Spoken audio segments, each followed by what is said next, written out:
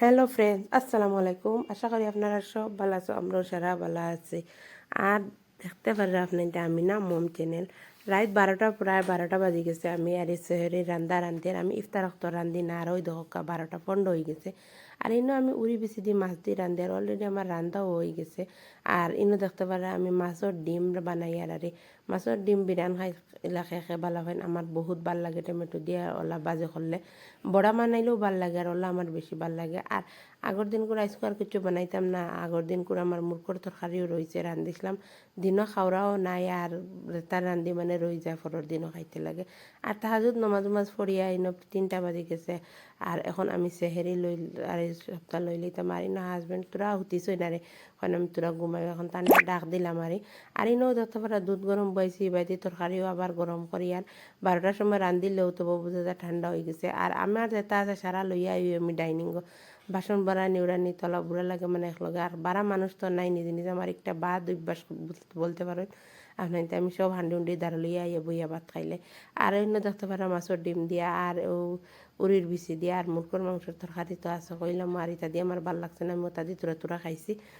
আর আমার ভিডিও ভালো লাগে দেখাতে প্লিজ লাইক শেয়ার কমেন্ট করবা। আমার চ্যানেলও যারা নতুন আইসো তারা সাবস্ক্রাইব করবা, যারা করিলাইছো তারা দিল থেকে শুক্রিয়া জানাই। আর এই রমজান মাসে আপনাদের বেশি বেশি করে দোয়া করবা, রহমতর মাস।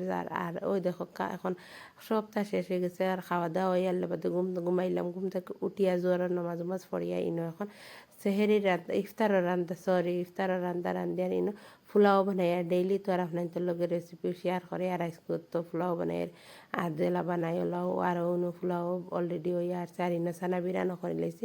এখন গরম পানি আর দিলাম আর সিম্পল খানি বেশ কিছু জুত করিয়ালে হুরুতাও খাই না আর বেশ খাওয়াও যায় না।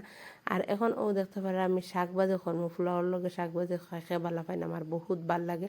আর মিঠা কদর শাক বহুত ভালো পাই। ফার্স্টে তেল দিয়া রসুন দিলাইছি, রসুন দিয়া আবার কাঁচামরিচ আর দেখতে পারা পেঁয়াজ দিয়ে ভালো মতো লাড়ি চাড়ি আর এখন শাক দিলাইছি। শুকনো মরিচ থাকলে বেশি ভালো হয়, আর শুকনো মরিচ নাই ওতে লাগে কাঁচামরিচ দিলাইছি, দিয়া আমি ডাকনা দিয়ে গুড়িয়া দিলাইছি।